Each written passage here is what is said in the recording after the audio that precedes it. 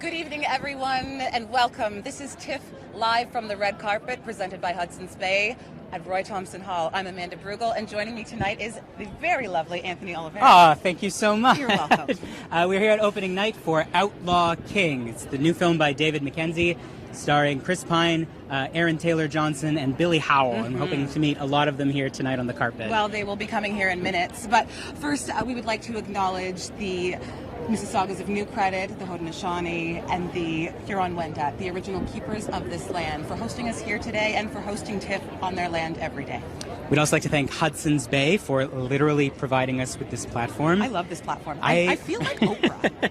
Yes, it has a certain Oprah-ness about it, doesn't it? And it's the shape of an O, and it's Oprah. It's stripes. The hashtag tonight is Stars on Stripes, with the classic Hudson Bay stripes. And speaking of Hudson Bay, thank you very much for providing us with these gorgeous, fabulous, and very comfortable outfits. You look amazing. You look amazing. Thank you. I look okay, but you look amazing. Like, I am so jealous of this garb. I want to wear this. Thank you. You're going to wear it. We were talking earlier on, and there's going to be another night soon coming up. You're going to have to tune in and watch us every night because we're going to switch outfits. Yes, and then we'll do a Who Wore It Best. Yes. You can comment, tell us which of us pulled off the outfits better. I wore it.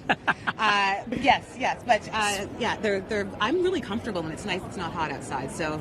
Speaking of, please do comment. We are streaming live, Facebook, Twitter, and YouTube. Yeah. Comment below. Let us know how we're doing, how terrible I look, whatever you need to do. If you have questions for the stars, let us know. If you do comment, and you should, and fire away a whole bunch of questions, because you have the chance to win tickets to Beautiful Boy tomorrow night at Roy Thomson Hall at 6:30 p.m. It's a gorgeous new film starring Steve Carell and Timothée Chalamet, so please just keep firing those questions. And you can win tickets to see the film. All you have to do is let us know what film was Timothée Chalamet here to debut last year. Guys, it's not a trick question. Very big question. film. Just say the name, and you're in the contest to win. Someone's got to win the tickets.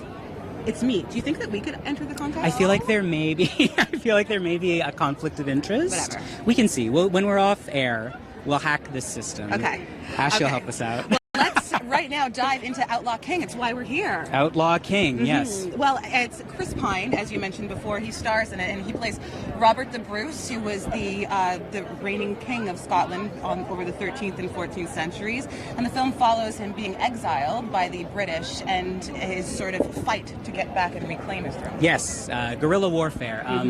The film is getting a lot of comparisons to Game of Thrones. There's a bunch of different reasons for that. One of the reasons is that it is literally the inspiration for a lot of the plots in Game of Thrones, the historical events surrounding Robert the Bruce and Edward I. The other reason is Stephen Delane is actually in it. Yes. He plays Stannis Baratheon on Game of Thrones. He plays Edward I, one of the historical figures who inspired Stannis Baratheon. I'm a big dork, I'm so sorry. It's okay. Just keep talking. Who inspires the actual plot of Game of Thrones. It's not awesome. I love that you know that. I'm a huge nerd. It's really embarrassing. If you're a nerd, then I'm a nerd. A nerd dressed in leopard. No, the thing that's really cool about the comparisons between Game of Thrones is that not dragons or any of the mystical creatures. Spoilers. It's apparently this film is extraordinarily bloody and gruesome. In fact, being called one of the most violent and bloody films that has yet to come out. And there's a rumor going around that some of the extras were a bit horrified because apparently there was some sort of robotic horse that was sliced in half and fooled a lot of poor, innocent background players. So. That's one of the pleasures that Netflix gets to be as violent as they like whenever they do anything like this. Anything. Cut a horse in half. Sure. Why not? I don't care. It is a Netflix production. It's opening wide November 9th on Netflix and in theaters. Yeah. So watch it from the comfort of your own home or the comfort of theaters. I always like going to see movies in theaters. I'm a big film person. Yes. I like the ritual of having my popcorn. Me too. I love trailers. I'm a big I'm one of those people who's like, we're missing the trailers. I know. Actually. I don't like spending $17,000 when I go see a movie, but it's worth it in the end. Right. It's a good one. Yeah. It's worth it. Another really interesting fun fact about this is director David Mackenzie has actually previously worked with Chris Pine on his indie Hell or High Water. Yes. And I don't know if you remember, in 2016, Hell or High Water was one of the most popular indie films for that year. Big switch though, because Hell or High Water is like a western. Like he made like this. He's in one go. He made like a classic western film, and now he's headed. David Mackenzie is Scottish, and he's headed back home to make an epic about this like pivotal moment in Scottish history. Yeah, it's fantastic. I love it. I'm really excited for that. And so right now, you guys, if anyone is tuning in to us now, welcome. This is TIFF Live from the Red Carpet, presented by Hudson Bay. We are live at Roy Thompson Hall here, and tonight it is opening night of the film festival. We are so excited to be at the world premiere. I wonder if they can see this crowd. Like, the crowd is The crowd is crazy because we are at the world premiere of Outlaw King. We've got the Pine Nuts from Japan here. Yeah. Chris Pine fans. We've Hi, got Pine Nuts. Love it. And speaking of Chris Pine, it's Chris Pine who stars in this movie playing Robert the Bruce, who is the King of Scotland during the 13th and 14th century. The official King of Scotland, although England won't let him be King of Scotland. England has exiled him, and now the film follows his being trapped in exile and then his fight back to reclaim his throne. Aaron Taylor Johnson plays the Douglas, James Douglas, the right-hand man of Robert the Bruce throughout. Stephen Delane plays Edward I, Longshanks, really the Hammer of the Scots, he was called. It's a tough, unfortunately Stephen won't be joining us tonight, which is a shame because it's a tough role. It is like one of the great villains of English and Scottish history. I know, and he plays villains so well. It's so delicious. He's so good at playing people who are intensely unlikable. Unlikable, but brings that story. And like such a great, of course. Like you can't play that level of sympathy and like humanity and then bring like Stannis Baratheon is a great character because he's awful. Yes. But we still sympathize. We still understand that like devotion to moral rectitude. It's not the juiciest part, and it's like not. He gets so much juice out of these roles. They do. It's so much juice out of this role. And you know, speaking of this film and Scottish history, it's getting a lot of comparisons to Braveheart. Yes. Yeah, the William Wallace film with Mel Gibson. It's actually similar timelines. The timelines overlap, don't they? Oh, yeah, it's like, I would imagine, and the thing is this is a trilogy. We haven't seen it yet, but I imagine the beginning of this will sort of tell a version of the events of Braveheart, but now refocalized through Robert the Bruce's perspective rather than William Wallace. Because Braveheart's William Wallace was the king before Robert basically where, I don't want to ruin the end of Braveheart, but where Braveheart ends is basically where Robert the Bruce's story really begins. So Chris Pine is sort of picking up this 90s film's baton to tell a 21st century version of this story. And besides Chris Pine, we said that we have an amazing array of actors, the cast that we are eagerly awaiting to speak to. Aaron Taylor Johnson has not one but 2 films in the festival this year, so if you can swing by and check out his second film that he's premiering here, Million Little Pieces, that with his wife. Adapted with his wife. She directed it. He starred in it. Yep. And so it's been a very busy, exciting year for him. They have an amazing rapport as creators. They also have this amazing, he works very slowly on his projects. He's very methodical about which films he chooses to work on. And with a lot of focus on family in between, which is really helpful. Yeah. I suppose after you do apparently the bloodbath that is Outlaw King, right. You're going to want to return. The Douglas was like sort of he was called the Black Douglas actually because he was such a competent military general. He was like the dread right hand of Robert the Bruce. So it's interesting to imagine Aaron Taylor Johnson stepping into that role. He really is a bit of a chameleon and a shapeshifter. I think it makes the most sense with casting someone like that. He's quite interesting in the way he plays his roles because he's almost unrecognizable for me from role to role. He can play very sweet. He can play very sensitive. Nowhere boy, and then he's not afraid to be filthy and like dirty and ugly and violent. What was the Tom Ford film he did? Nocturnal Animals. That's what I was thinking. When we were doing research, I had actually no idea it was the same person. Yeah, right. Yeah, it's interesting when he people just do vanishes into things. Another cast member is Florence Pugh, and she, if you remember her, played Lady Macbeth. In the film, in Outlaw King, she will be one day become the future wife of Robert the Bruce. So that's right. Yes. The screenwriter for this project is Bathsheba Doran, and I'm really interested in seeing how this project is interested in these women who historically don't get much attention, right? That they just sort of get written out of the story. Yes. So it'll be interesting to see. I hope we get to talk to her tonight. Yes, so do I. And speaking of women, TIFF is one of the film festivals that really has a lot of tremendous initiatives for women. I'm part of one of the initiatives in something called Share Her Journey, and I encourage all of you to join us. We are going to be live on Festival Street on Saturday the 8th at 10 a.m.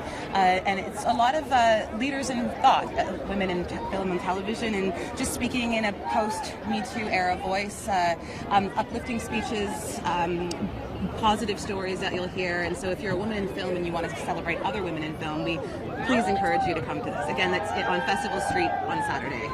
How did you get involved in this project? I talk a lot, as you can tell at home. But I really think it's important. The world needs women who talk a lot. Talk a lot. Right? I really think it's important to uplift other women and to share stories of other women. And speaking of other women, I believe approaching us right now is the lovely writer. Yeah, screenwriter Bathsheba Doran is here. Has worked mostly in television before. Yes. We had Boardwalk Empire. Yes. Masters of Sex. Yes. Yes. So it's interesting turning to a project like this for Netflix that is a film but is conceived as a trilogy of films. How do you, and based on history, how do you map the arc of this story? What beats do you decide to land on? Where do you put the lens? Like what are you interested in saying about this story? Why are we telling the story again now? Yes, and it's a really large leap for me from Masters of Sex to Robert the Bruce. Or maybe not. We're not sure. This whole project is about large leaps to me. Like as much as David Mackenzie is like the perfect pick for this project, like you just mastered the Western. Like why change gears? Well, you know what? I think that speaking of David Mackenzie, he's wonderful at acknowledging that he has Scottish roots, and I think that's what made it best that he was made this film. Yeah. And speaking of this film, right now we have the wonderful Bash Doran. Please come on up. Please join us. Hello. Hi. Congratulations. Welcome. This is such an amazing project. We've been talking about you this whole time. We have so many questions. What brought you on board this project? Because it is pretty different from your other previous work. It's true. Well, I was very excited about the idea of working with David Mackenzie. I'm a big fan, and I had really particularly loved Hell or High Water. So that was a big deal. But also my mother is a historian. So the idea of doing a period piece was really, really attractive to me. And then also, Robert's an amazing man. But also there's an incredible love story in it that appealed to me. It's a love story that started in such an unconventional way because it's an arranged marriage, but they genuinely fall in love, and that's a story you don't see told that often, especially in a medieval context. So why not? What kind of historian were your parents? I'm just curious. He wants to know because he's in love with it. It's just my mother is an Elizabethan historian, but she knows a lot of medievalists. So the research process was pretty easy. And did you lean on sort of following a historian for a mother for compiling research? How long did it take you to start to compile the bits and pieces? The research continued from the beginning of the process all the way through to production design. It was a fundamental piece of the puzzle. Of course, certain things had to be fictionalized, but we really tried to keep it grounded in the real life history. That was particularly important to David because, of course, this is a story of his country. Yes, of course. How do you go about structuring a project of this nature? Because you do have the trilogy, you have quite a lot of history to cover with Robert the Bruce. Like, how did you start thinking about, well, we have to do this, we want to end here by this? Right. Well, it was a really ongoing conversation. And it had to do with a lot of things. But basically, we really felt like the peak of the story is that this is a man who actually comes from an incredibly wealthy, privileged background, who ends up, in order to take his country back, essentially living in a cave in rags, basically about as close to a beast as a man could get. And we felt like that was the peak, and it was about coming back from that, and the first big battle following that moment when you realized he was going to be victorious. One final question for you. You had a fantastic cast to work with, Chris Pine and Billy and Aaron. How did it feel on the first day when you finally saw your words being spoken by these actors? Were they more than you could have dreamed of? But listen, it's a big moment when Chris Pine is saying your words. You can't listen that much because you're just kind of staring at him and thinking, he's is he what you imagined? No, he's an amazing actor, and I was writing for him from the beginning because we knew how interested he was, and he was always the great hope for the role. So it felt incredible. You can't imagine a better person to do it. And Florence Pugh, of course, was a dream get. She's an incredible actress. So. Well, thank you so much. Congratulations on everything. We hope you have a Enjoy lovely your evening. This is quite the event, and it's a testament to the hard work you've done. Like all that time slaving away at a computer. So true. All that stress for one party. No, and for a great movie. Yes. Three, though. Yeah, of course. Right. Three, eventually. Yeah. Three parties? No, three. Oh, I thought you were saying for three movies are coming out. So Oh, I see. Yes. Yeah, you've got, this is just the first of This is many just the carpets. first. It's true. Well, thank you so much. Thanks. Congrats again. Bye-bye. Thank Have you a good kindly. evening. Have a good night. Wow, she's lovely. Bash Doran, everything I hoped. Yes.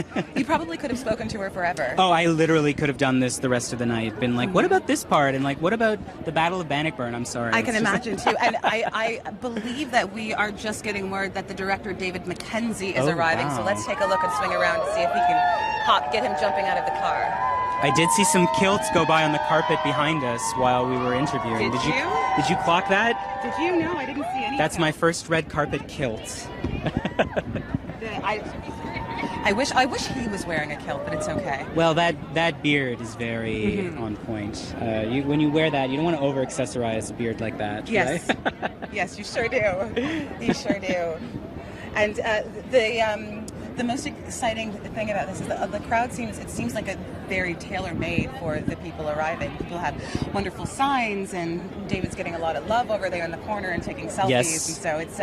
Although I see a lot of Chris Pine heads in the crowd too. I know, and I mean, apparently Pine Nuts must be his fan club. I wish I knew what my fan what would be your fan club? The Olives. Yeah, maybe Yours? Olive Pits. What about Bruegel? I don't know. I go to What do we do with There's no Amanda? foods that rhyme with Bruegel. Here's another thing: if you have a food that rhymes with Bruegel, or you can find Bruegel, anything, please comment in the section right now, and you can win a chance. You have a chance to win 2 tickets tomorrow night to Beautiful Boy live here at Roy Thompson Hall. That's premiering at 6:30. So please try to help me come up with a fan club. A Mandaniacs? Don't stop it. I got It's not nothing. I working. got nothing. It's not working. I'm so bad at this. Poor Next David time, I'll have Mackenzie is something. coming on his way up, and we are eagerly awaiting to speak to him. Oh, right I love now. his scarf. Is that I a know. scarf? You or guys a are going to tie? see him in a moment, and he looks like he was And the styled by gold Vince. shoes. Oh my Fantastic. gosh. Yeah. He is And meeting he a is, if we can gentleman just with pan his. around to him and Yeah, look at see that beard. him. Look at the beard the other guy has. Yes. The sparkles. I think he is tailor-made for him.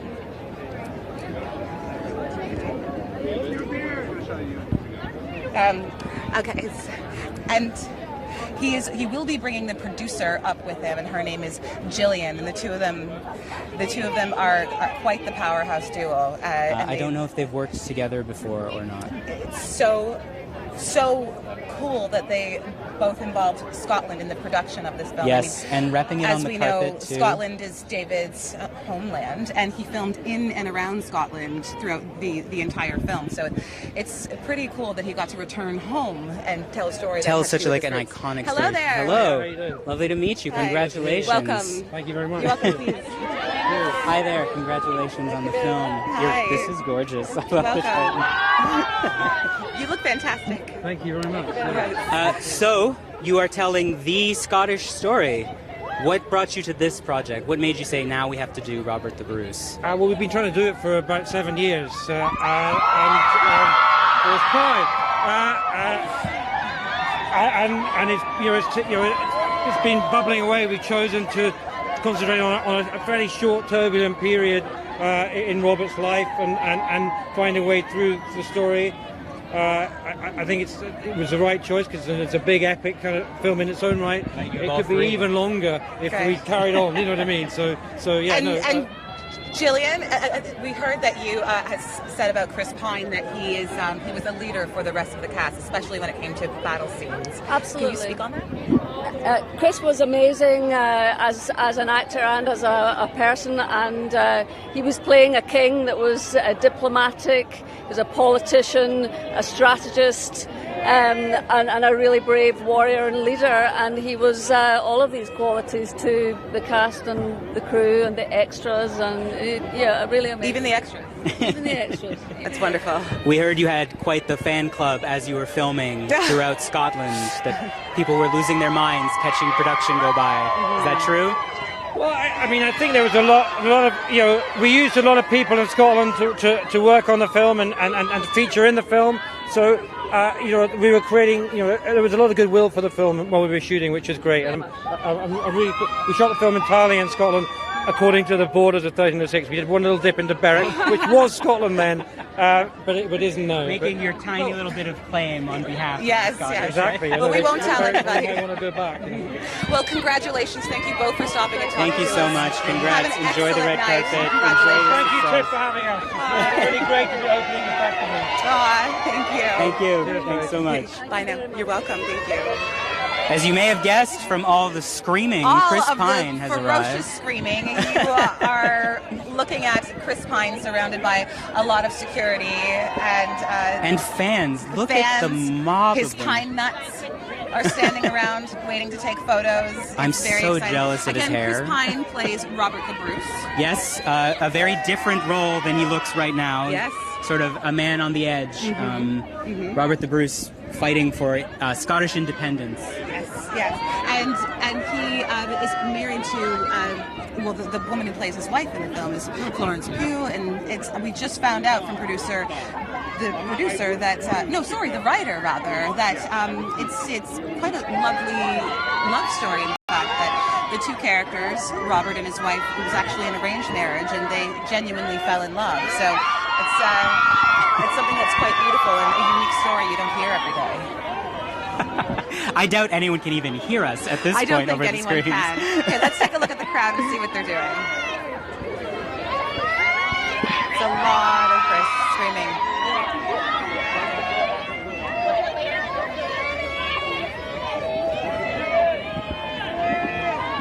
So he is still ferociously signing autographs, and hopefully we can get him up on the platform to talk to us. Here we go. There's Chris Pine. Nice to meet you. Hi there. Congratulations. Hi. Please step over here. I'm great. Wow, quite the This is a bit crowd, crazy. huh? It is It's crazy. fantastic. My God, with the glasses off, it's a lot brighter. I know, it's great.